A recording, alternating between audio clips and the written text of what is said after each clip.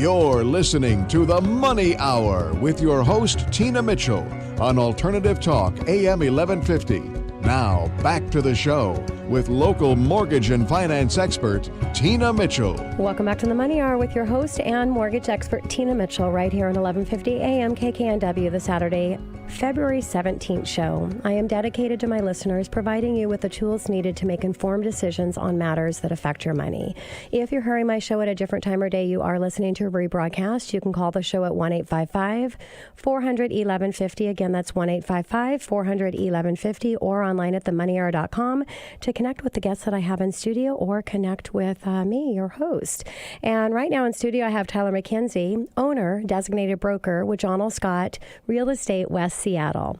For all of my real estate brokers listening to the show, this one is for you.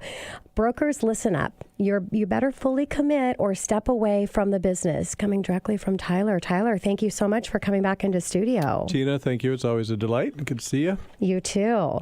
And a little bit about Tyler. As owner, designated broker, Tyler is responsible for the supervision of the broker team.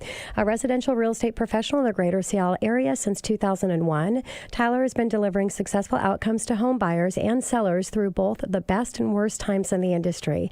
Tyler believes what has helped him succeed during even the most difficult periods of real estate are his marketing, negotiation, and creative problem-solving skills, which is now employs in leading his team of top producer brokers.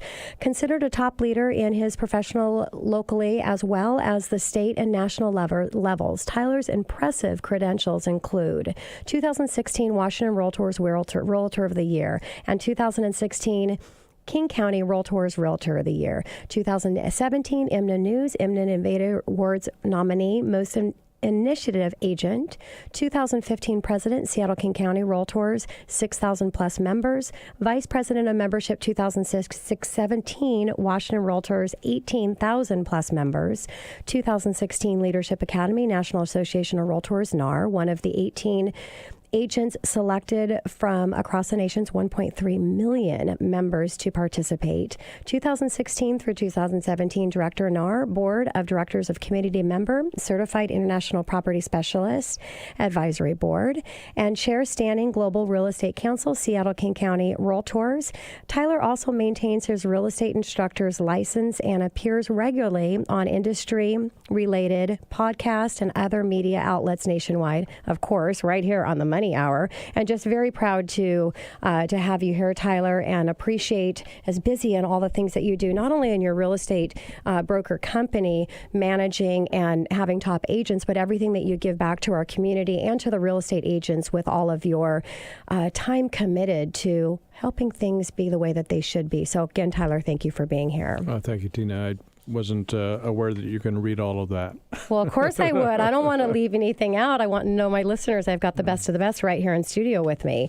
So let's start out this topic. Again, it's for real estate brokers that are listening, because I have a lot of them that listen to the show, but also on a consumer to really understand the importance of what happens behind the scenes for a real estate broker and some of the challenges that they're going through and why it's so important to make sure that you're working with an industry leader, somebody that's established in the market, or at least is around agents that are navigating through this crazy, and I'd like to say once in a lifetime career, but for me over 2 decades, I've never seen anything like this. So, it's crazy out there. So Tyler, bold statement that I announced here, brokers listen up, you better fully commit or step away from the business. Can you explain? I can. I'm going to preface that by commenting on your introduction to the show and your comments about financing. Specifically, buyers electing to waive all of their contingencies. And this message goes out to licensees out there. If you're telling your buyers to waive all of their contingencies, I invite you to leave the business. Yes. It is not for us to tell our clients what to do. It is for us to help our clients make informed decisions. And whenever I have a conversation with a buyer about what it takes to win in this crazy environment of ours, it is precisely a conversation about what it takes to win, not what they should be doing. So I want to make that distinction, and thank you for also doing that. Yes, I had to back up a little bit in the way I was said it, because exactly, you're really just giving all of the options, not advising, but here's what it is, and you make a decision. Absolutely right. You hit it dead on. A couple of weeks ago, I was invited by Zillow to go speak with some of their sales force and talk with them about what it means to be in our profession.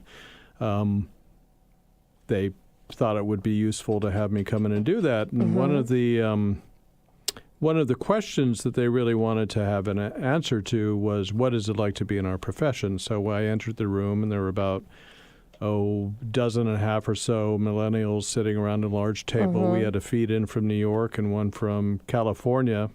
And I looked at everybody around the room, and I asked the question, how many of you work 7 days a week? 2 hands went up. Okay. Acknowledge that. And said, okay, for the rest of you and for those of you who do work 7 days a week, how many of you do it for free? And, of course, no hands went up. Yep. And I said, that is the life of a realtor in our profession. Oftentimes we'll work with buyers and sellers for days, weeks, months, even years on end, offering the best counsel that we have to give and not get compensated for it. And, to my mind, I think this is the toughest white-collar profession there is out there.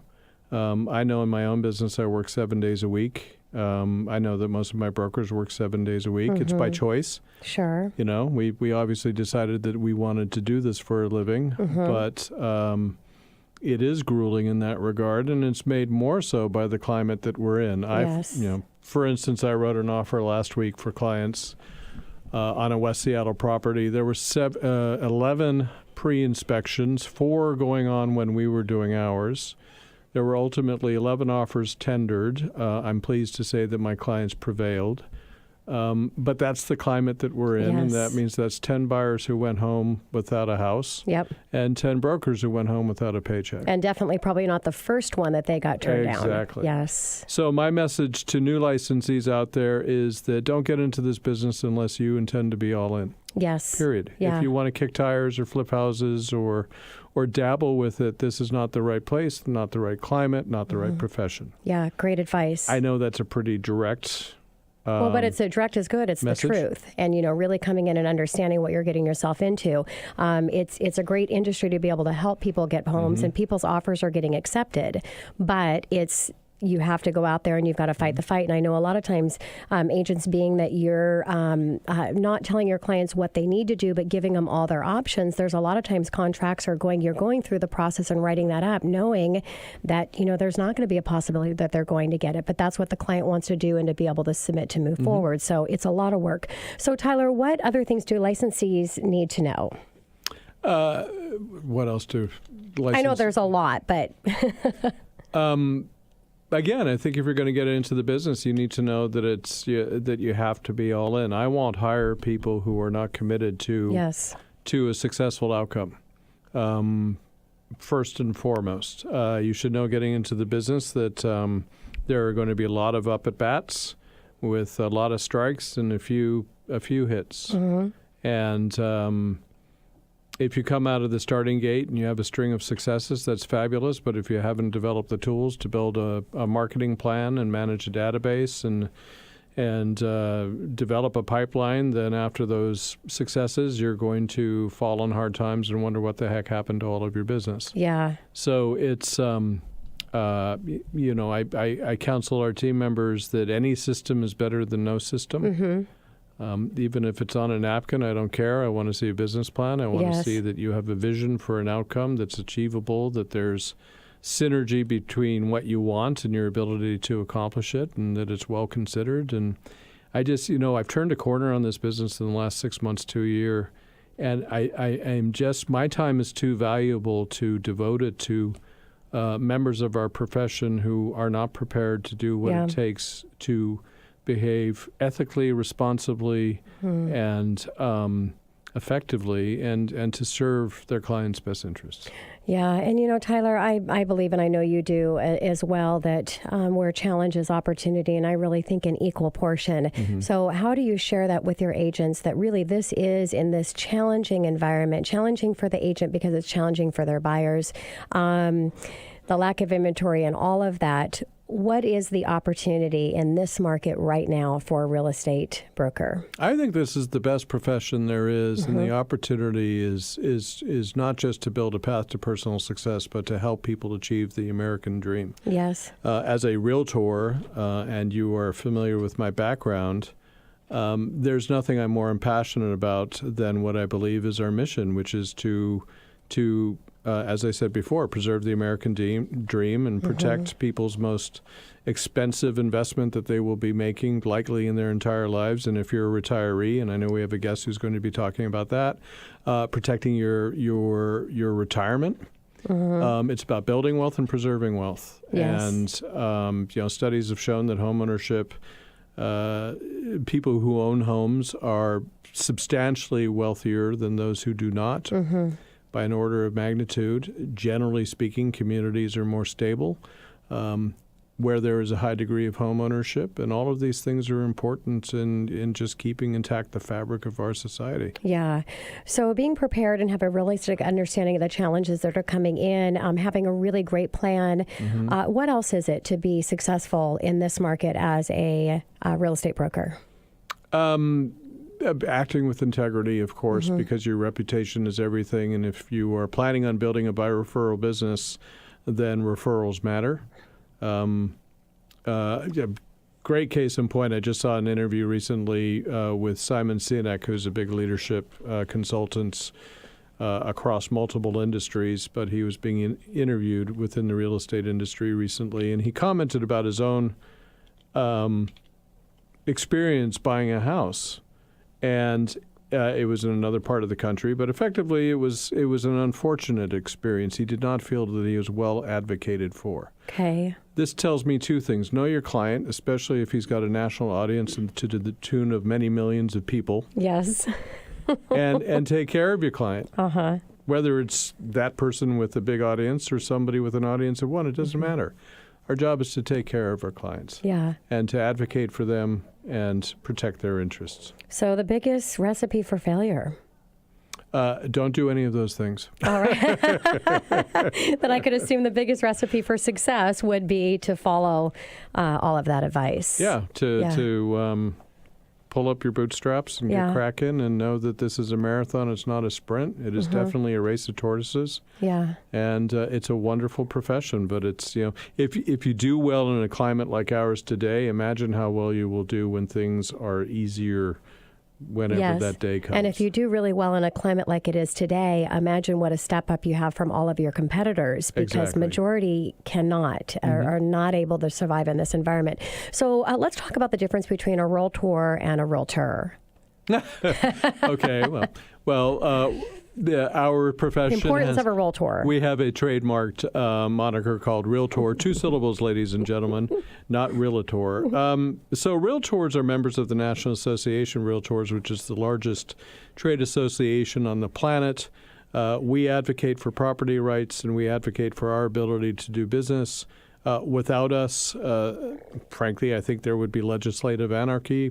Case in point, we've got 39 municipalities in King County alone. As realtors, we are at every municipality's doorstep saying, hey, we're here to protect our clients' property rights. And I can give you, a multitude of different stories relating to what might happen if we're not there. Yes. The good news is that we are. Yes. And there are lots of people who benefit from the advocacy that realtors practice both at the local and state and even national level, who are not realtors but are licensed to sell real estate. And when I'm talking to my clients, I have a very simple statement. I am a member of a profession.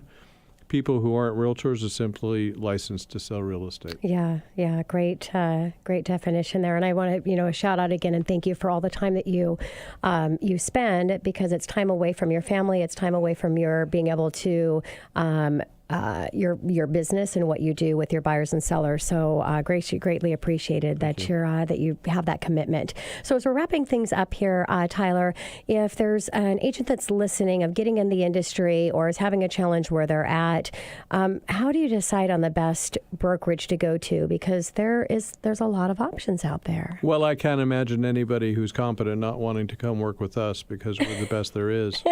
And we also have the best looking office in town. It is gorgeous. I will have to say yes. But in the absence of that, never make your decisions based on the lowest cost. Make your decisions based on the best support and the best leadership and the best mentorship. The best tools available to growing your business. Yeah. There are too many people who are in a race to the bottom. That's not certainly who we are as a company. Sure. Or as a brand. And if you want to expand your business and experience growth, then you want wind in your sails. And you get that from companies like ours. Yeah, well said. And just like anything else that you're purchasing, discounted shop equals discounted price equals discounted service. Yep. Yes, exactly. Tyler, thank you so much for coming back in studio. Look forward to having you again, hopefully really soon. Always a pleasure, Tina. Thanks. And coming up next in the Money Hour, are you thinking about purchasing a flipped home? How to spot hidden issues. Keith Medley and Brian Walker with Final Phase Inspection right here in 1150 AM, KKNW, after this short break.